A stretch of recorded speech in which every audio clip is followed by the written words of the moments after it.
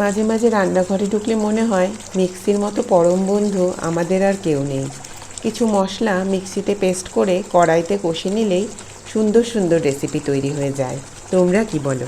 প্রথমেই আমি নিয়ে নিয়েছি কয়েকটা ডিম। ডিমগুলোকে আমি চিড়ে নিচ্ছি ছুরি দিয়ে, হালকা করে একটু চিড়ে নিচ্ছি যাতে ফেটে না যায় ভাজার সময়।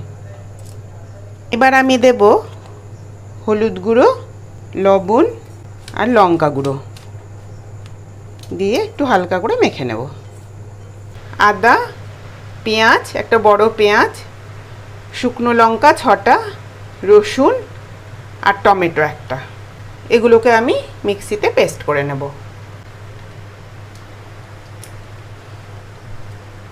কড়াইতে দিচ্ছি সর্ষের তেল। তেল গরম হয়ে গিয়েছে, এবার দেব আমি ডিম। ডিমগুলোকে ভালো করে ভেজে নেব। ভাজা হয়ে গিয়েছে, এবার আমি তুলে নিচ্ছি। এবার এই তেলে আমি ভেজে নেব হলুদ, লঙ্কা গুঁড়ো আর লবণ দিয়ে মেখে রাখা আলুগুলো।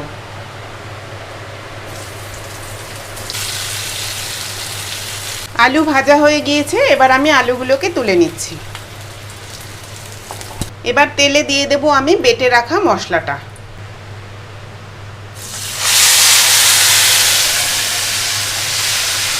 দিয়ে মশলাটাকে আমি ভালো করে কষে নেব যতক্ষণ না তেলটা ছেড়ে যাচ্ছে। মশলাটা কষা হয়ে গিয়েছে, এবার আমি দিচ্ছি পরিমাণ মতো জল। ঝোলটা ফুটে উঠেছে, এবার আমি ডিমগুলো দিয়ে দিচ্ছি আর দিচ্ছি ভেজে রাখা আলুগুলো।